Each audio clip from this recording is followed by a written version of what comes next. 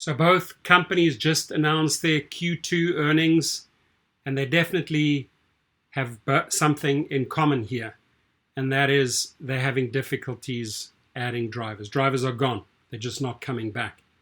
And they know that, and they know what they can do to bring them back, but they refuse to pursue that path. They refuse to listen to drivers. So it's profitability at all costs, which they still have not achieved. So they're crunching numbers. They're saving in the wrong places, folks. I just got to say it as it is. So Uber and Lyft take different spending routes in race to add drivers.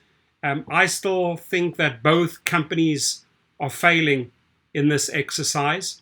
There's some very, very basic fundamentals that they could pursue, but they're not, right? So let's see what this is all about. A return to business as usual for Uber Technologies and its rival Lyft has thrown up a new challenge to the ride-hailing firms looking for profitability. Spend more to bring back drivers to meet the rising demand for rides. Throwing bonuses at drivers, which are not really bonuses, right? They're more like a bait and switch guarantee.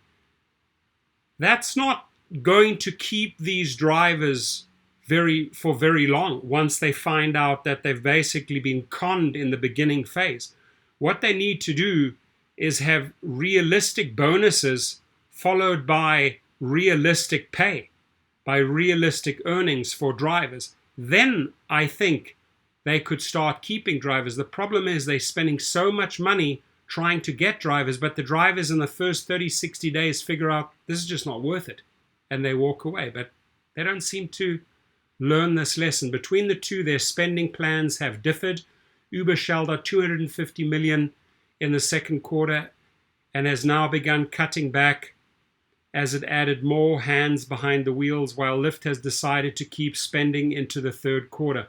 With trip demand so far outpacing driver supply, the ride-hail businesses risk alienating returning customers with higher prices and longer wait times if drivers fail to show up in big numbers.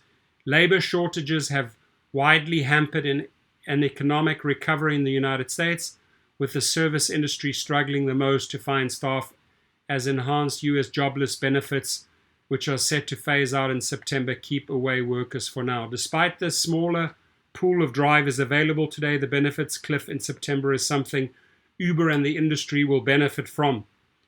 Angelo Zeno, analyst at CFRA Research, said returning drivers to the platforms is crucial for both Uber and Lyft to grow even as they cut costs amid pressure from investors for profitability.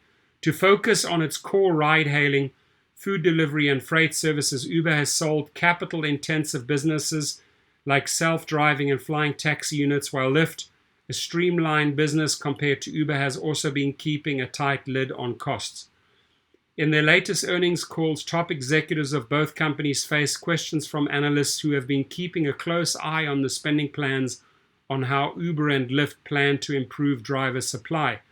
Uber Finance head Nelson Chai, executive trash in my eyes, said it was reducing direct driver incentives and was allowing drivers to keep a higher share of the fare while keeping the amount it takes from each ride low.